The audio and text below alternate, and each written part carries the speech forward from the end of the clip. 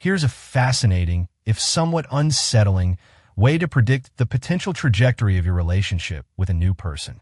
It's a method that bypasses the usual questions about hobbies or future plans and goes straight to the heart of their emotional architecture. It is simply this: ask them what happened to them in their childhood. Now, in those intoxicating early days of a new romance, this question often arises naturally. We sit across from each other, perhaps over dinner or in the quiet intimacy of a late-night conversation, and we begin to map out our inner worlds. When we ask this question, we are usually prepared and even eager to hear a sad and somber tale. We expect a story in which our partner was cast in the role of a victim, a small, innocent figure navigating a world that was sometimes confusing or cruel, as is so often the case for children. For example, the story might unfold like this. At a young age, their parents, who were once their entire universe, suddenly turned against them. Perhaps a younger sibling was born, and all the attention and affection that once nourished them was diverted. They became deaf to your partner's calls for connection, their needs dismissed as demanding. They were treated unreliable as broken, emotional support withdrawn without warning. And then, most cruelly of all, when your partner tried to voice their pain, their parents denied that they had done so, scrambling the poor child's sense of reality and teaching them the devastating lesson that their own feelings could not be trusted. Or perhaps the story is one of emotional barrenness. Their parents may have provided for them physically a roof over their head, food on the table, but failed to give them the essential nourishment of warmth and care. They were left with a profound, aching emptiness and the deep-seated, shame-filled feeling that there was something fundamentally wrong with them for simply wanting love. They concluded, as a child logically would, if my own parents can't love me properly, I must be unlovable. In other, equally painful cases, their parents may have actively humiliated them for not being good enough. The criticism was constant, a dripping faucet of disapproval. They were not sufficiently cultured, or sporty, or sociable, or tidy. Every report card, every social interaction, every messy bedroom became evidence in a case being built against their essential worth. Love was conditional, something to be earned through a performance they could never quite perfect.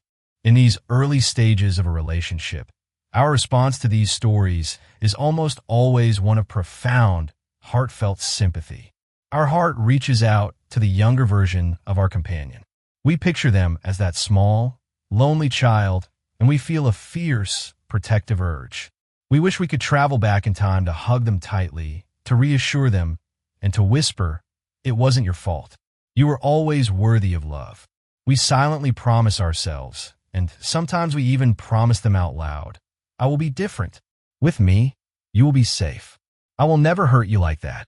However, it could be a long time, sometimes a slow burn over 3 to 4 years, long after the initial honeymoon phase has faded before something far more alarming and confusing begins to come into view.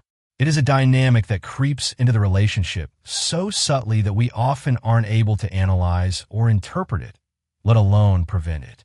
Our partner may unconsciously, and with no malicious intent, start to reenact in our relationship the very same dynamic they experienced in their childhood. But there is one crucial, terrifying difference.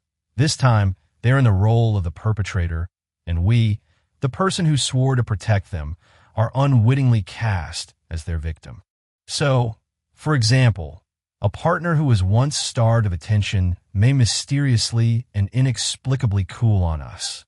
They begin to get highly attached to a friend, a new hobby, or a colleague, pouring all their energy and excitement into this new connection. When we feel the chill and complain, when we ask for their love and attention back, they may look at us with genuine confusion or even annoyance. They pretend, or perhaps they truly believe, that we are imagining their distance, that we are being needy or insecure. We are left utterly puzzled, questioning our own perception of reality, just as they once were. Or, a partner who felt emotionally abandoned might begin to withdraw from us, both emotionally and sexually. The easy intimacy we once shared vanishes. Conversations become superficial. Physical touch becomes scarce. We are left knocking at the castle door, sending out signals that go unanswered, hoping to be let back into a fortress we once called home, feeling a desperate, gnawing loneliness. In another all-too-common scenario, a partner who is constantly criticized may start to become snide and mocking about our own apparent insufficiencies. Suddenly, qualities they once found endearing or simply neutral are framed as flaws.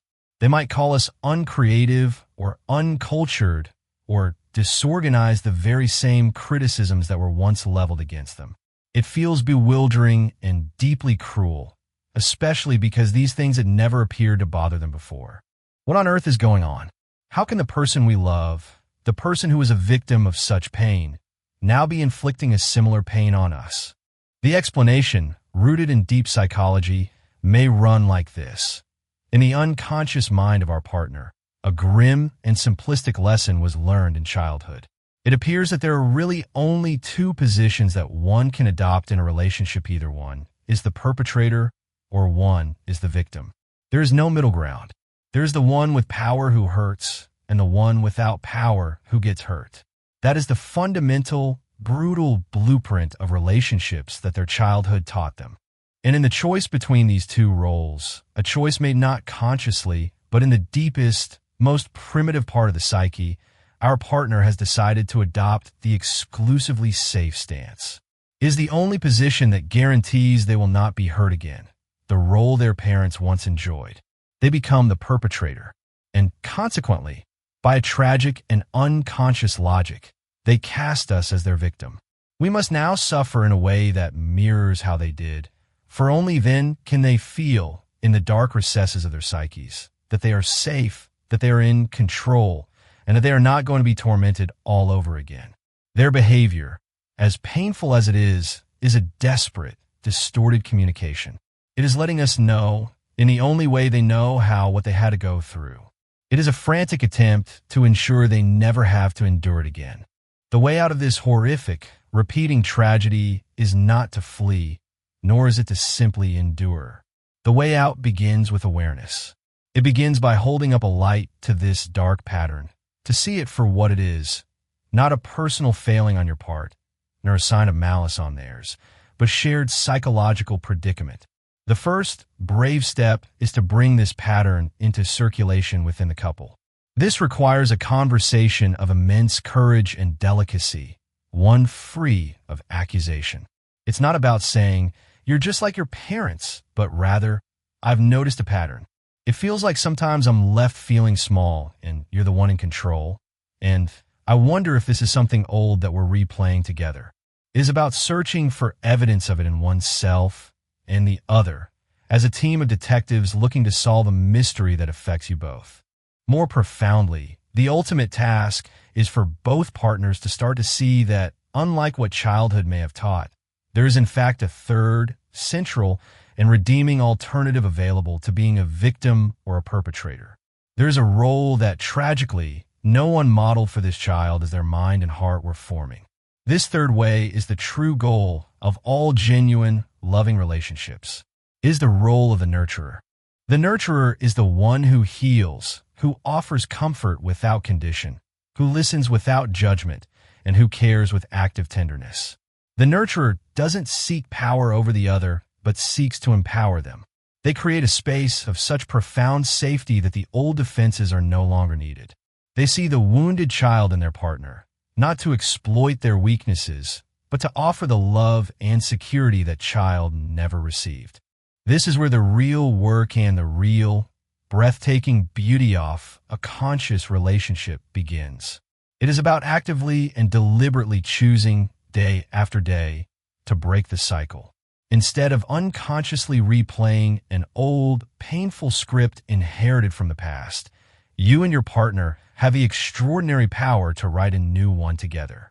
It is a courageous journey away from the ghosts of childhood and toward a future built not on fear and control, but on mutual healing and intentional kindness. By choosing to be the nurturer for each other, you do something miraculous. You not only help heal the wounded child that still lives within your partner, but you also heal the one within yourself. Together, you co-create a sanctuary, a safe harbor where both of you can finally lay down your armor, feel truly seen, and be unconditionally loved for who you are. You build a legacy not of repeated pain, but of redeemed, resilient, and truly beautiful love. This is the ultimate promise of a relationship, not just to find happiness, but to help each other become whole. If this message about understanding ourselves and our relationships resonates with you, and you'd like to continue exploring more ideas for a wiser, more serene, and more compassionate life, please consider subscribing to our channel. We are grateful to have you with us on this journey of discovery.